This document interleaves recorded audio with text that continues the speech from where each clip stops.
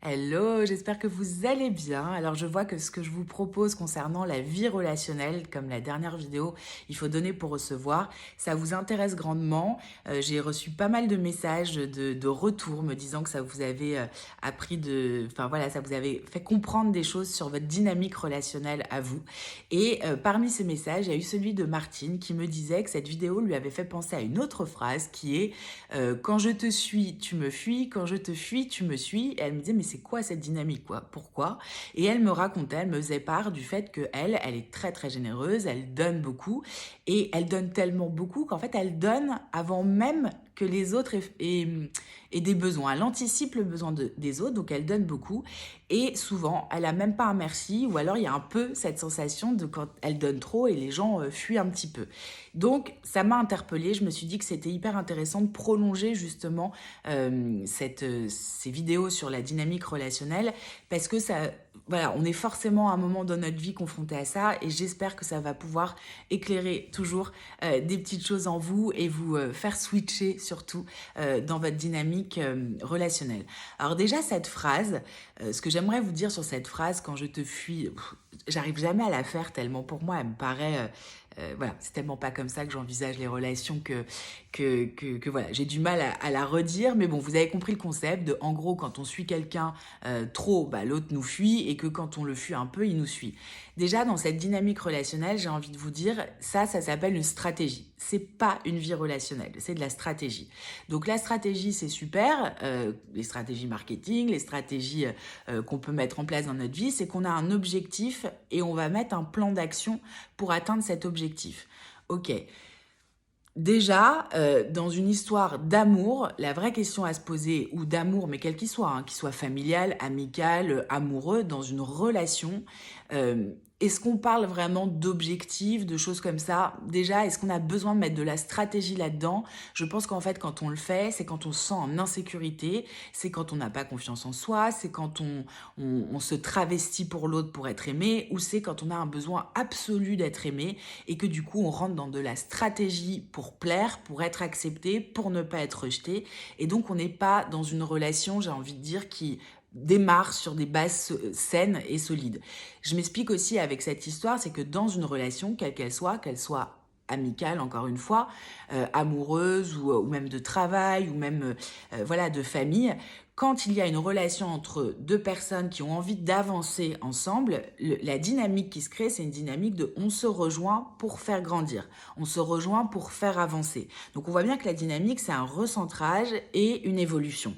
Alors que quand on parle de cette phrase « quand je te suis, tu me fuis » et inversement, on voit bien que c'est pas du tout cette dynamique de se rejoindre pour avancer, on voit que c'est une dynamique de chat. On joue, on se met à la queue leu, il y en a qui vont à droite, il y en a qui vont à gauche, et puis on le suit, et puis après c'est l'autre, ou alors on tourne en rond. Donc on voit bien que déjà, c'est pas du tout une dynamique qui va être constructive et en tout cas qui va être sereine et reposante, vous voyez? Parce que même si parfois c'est pas simple d'avancer ensemble et de rejoindre l'autre dans nos dynamiques de vie, c'est quand même plus facile quand on connaît un peu ce chemin-là, qu'on fait ce mouvement-là, que quand on tourne autour, que quand on part à droite, à gauche, qu'après on suit l'autre. Voilà, il y a une sorte d'ancrage qui est beaucoup plus intéressant. Donc déjà, rendez-vous bien compte que quand vous vivez ça à un endroit de votre vie, c'est qu'il y a forcément une stratégie derrière et souvent, je vais pas dire tout le temps parce que voilà, je connais pas la vie de tout le monde, mais dans ce que j'ai pu observer, que ce soit moi quand j'étais plus jeune et que je faisais des stratégies quand j'étais amoureuse d'un garçon ou quand je voyais mes copines en faire et tout, en fait c'est que on veut tellement être aimé par l'autre qu'il y a une partie de nous qui n'est pas vrai en fait et donc qui se dit qu'on n'est pas assez, qu'on est trop et qu'il va falloir travestir, qu'il va falloir se contorsionner, qu'il va falloir peut-être donner beaucoup et résultat des courses, on n'est pas nous-mêmes et surtout bah, on peut se mettre à force de donner à quelqu'un trop ou pas ce dont il a besoin et bah on étouffe l'autre et ça devient compliqué et l'autre se barre. Et donc ce que j'avais envie de vous dire de manière générale sur ça, c'est ce qui me vient, c'est rester à votre place, mais rester à la place puissante, vous voyez, c'est pas rester à ta place, en gros, fais pas de vagues. C'est sois toi, reste, voilà, comprends qui tu es vraiment et comprends aussi que dans la relation à l'autre, on n'est pas dans la tête des gens. Et donc, dès qu'on est en train d'anticiper les besoins de l'autre, il faut vraiment avoir conscience on va être à côté de la plaque. Parce qu'on n'est pas dans la tête de l'autre et parce que surtout, on réagit, on pense que l'autre a les mêmes besoins que nous. Et donc, en fait, on va donner à l'autre peut-être à manger alors qu'en fait, il a soif. Et donc, on va tomber, pas juste, à côté de la plaque parce que comme un peu dans la vidéo dont je vous ai parlé l'autre jour, on ne peut donner que ce qu'on a, ou que ce qu'on connaît, ou que ce qu'on comprend, ou que ce qui nous attire. Et ce qui nous attire, c'est ce qu'on aimerait avoir pour nous aussi. On est des êtres, j'aime pas ce mot-là, égoïstes, mais quand même, on est des êtres où on part souvent de nous. Mais parfois, on part de nous pas sur les choses où il faudrait partir de nous. On a du mal à se recentrer. Et par contre, sur les choses où il faudrait justement ne pas partir de nous, mais partir de l'autre, bah, on projette tout ce qu'on est, tout ce qu'on veut donner sur l'autre. Et c'est comme ça qu'en fait, on bousille aussi des relation. Donc la première chose que j'ai envie de vous dire là, c'est de... moi, il y a un truc que le coaching m'a vraiment appris, parce que c'est quand on se forme au coaching, c'est la première chose qu'on nous apprend, c'est n'aider jamais, n'accompagner jamais personne qui ne vous a pas formulé une demande claire. En gros, n'aidez pas quelqu'un qui ne vous a pas demandé d'aide. Donc déjà, ça peut vous... Moi, ça m'a particulièrement parlé pour de la clientèle, bien évidemment, mais en fait, quand j'ai vu ça au prisme des relations de façon générale, je me suis dit, mais en fait, c'est peut-être ça la clé. C'est justement d'arrêter de donner à des gens ce qu'on pense être bien, mais plutôt de... Parce que les gens ne savent pas beaucoup demander de l'aide non plus. Donc c'est quand on voit quelqu'un en détresse, quand on voit quelque chose qui va pas bien, ou quand on pense que l'autre a besoin de quelque chose, en tout cas de nous et de notre aide, au lieu de faire pour lui, faire à sa place, de s'immiscer, d'être intrusif dans la vie de l'autre, et après se plaindre parce qu'on n'a pas les merci, peut-être qu'il est plus intéressant de venir poser tout simplement la question à l'autre en face, de quoi as-tu besoin ?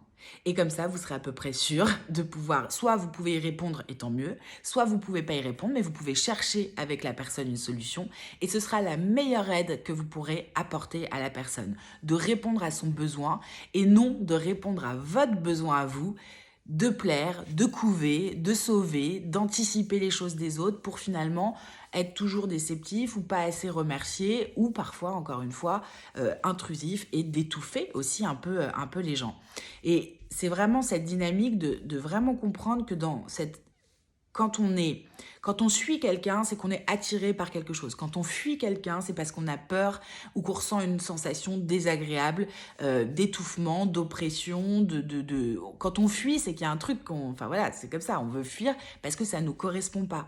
Et donc il faut, dans les relations où vous sentez qu'il y a un jeu comme ça de je te suis, je te fuis et inversement, posez-vous la question de qu'est-ce qui vous attire. En fait, est-ce que vous êtes attiré vraiment par rejoindre l'autre ou est-ce que vous êtes attiré par l'envie d'être aimé, par le besoin d'être aimé et que du coup, en fait, vous donnez trop, vous donnez mal, vous donnez à côté et surtout, vous finissez par étouffer l'autre et faire que l'autre se sent un peu oppressé. Et ce qui m'est venu ce matin dans ma douche, c'est toujours comme ça, avant les vidéos, c'est dans ma douche que j'ai les métaphores ou les phrases quand je pense au sujet, je me suis dit, mais...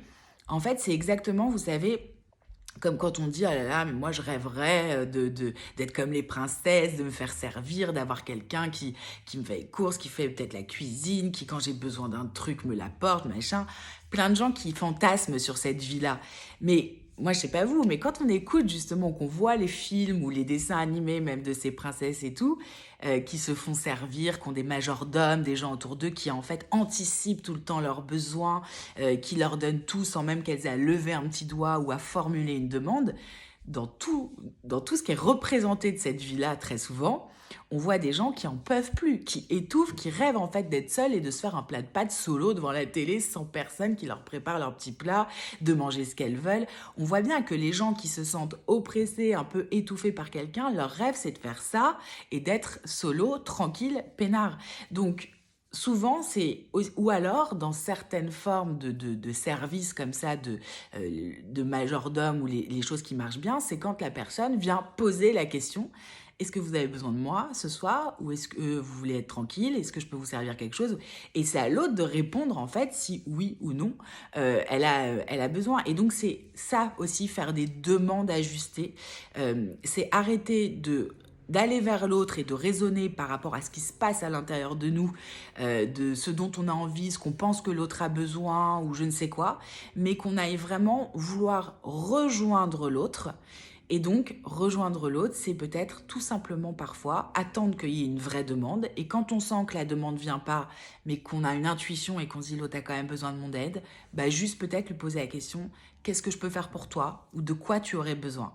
Et dans ces cas-là, là, vous laissez vraiment l'autre libre, avoir son libre arbitre, avoir les manettes de sa vie pour vous dire oui j'ai besoin de toi ou j'ai pas besoin de toi. Et chacun a sa juste place et peut justement dans la relation prendre sa place intelligemment, avec beaucoup d'amour, avec beaucoup de respect, sans étouffer l'autre. Donc voilà ce que j'avais envie de vous dire aujourd'hui. J'espère que ça pourra répondre à ton message, Martine. Voilà, si vous avez des questions, n'hésitez pas. Si vous avez un exemple très concret sur lequel vous voulez que je réponde, pareil, n'hésitez pas. Si vous pensez que cette vidéo, elle peut intéresser, parler, plaire à quelqu'un autour de vous, n'hésitez pas non plus à la partager, à lui envoyer et à lui recommander de s'inscrire à cette newsletter parce que voilà, c'est le fait de partir de vos questions, c'est forcément pertinent parce que ça vous parle. En fait, tout ce qu'on vit à l'intérieur, c'est comme dans les chansons, ce que je disais cette semaine. Voilà, les mots des autres, ils nous parlent aussi de nous. Donc, c'est ça que je trouve très puissant dans cette Good Vibes Letter et qu'on va continuer, du coup, comme format avec vos interactions et vos questions. Je vous embrasse très fort. Je vous dis à très bientôt. Ciao.